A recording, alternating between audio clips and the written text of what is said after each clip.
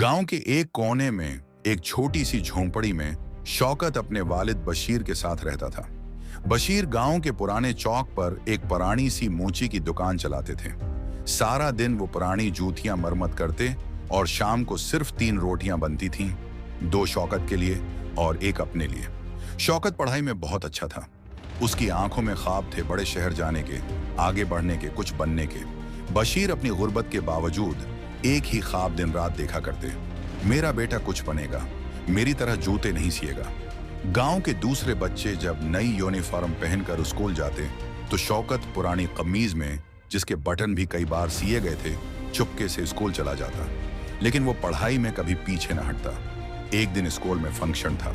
सब बच्चों से कहा गया कि वो अच्छे साफ सुथरे कपड़े पहनकर आए। शौकत स्कूल से वापस आया और आहिस्ता आवाज में बोला, बाबा मुझे भी नए कपड़े चाहिए, वरना सब मेरा मजाक उड़ाएंगे।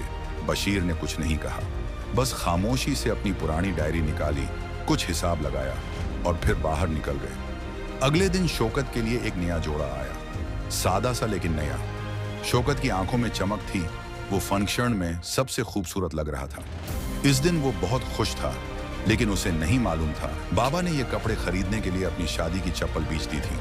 वही चप्पल जो बशीर ने हमेशा संभाल कर रखी थी, जो वो सिर्फ ईद या खास मौके पर पहना करते थे। वक्त गुजरता गया। शौकत ने मेहनत की, तालीम मुकम्मल की और आखिरकार एक बड़ी कंपनी में नौकरी मिल गई।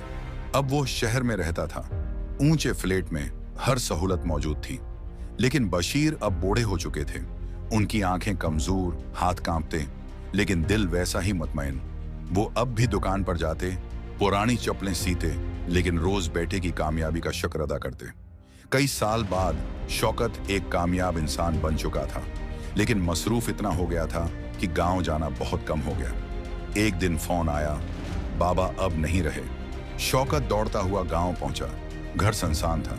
दीवार पर बाबा की तस्वीर लगी थी, जिसके नीचे एक पुराना बक्सा रखा था। इसने बक्सा खोला। अंदर एक पुरानी चप्पल रखी थी, जिस पर एक पर्ची लगी थी, शौकत के पहले नए कपड़ों के बदले मेरी आखिरी चप्पल। मेरे बेटे का ख्वाब मेरी कुर्बानी से पूरा हुआ, यही मेरी कामयाबी है। शौकत की आंखों से आंसू छलक पड़े।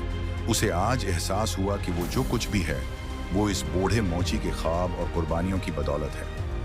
हम अक्सर अपने ख्वाबों को पूरा करने में इतने मसरूफ हो जाते हैं कि उन लोगों को भूल जाते हैं जिन्होंने हमारे लिए अपने सारे ख्वाब कुर्बान कर दिए। वक्त पर कदर करना सीखो, वरना पछतावे के सिवा कुछ नहीं बचेगा।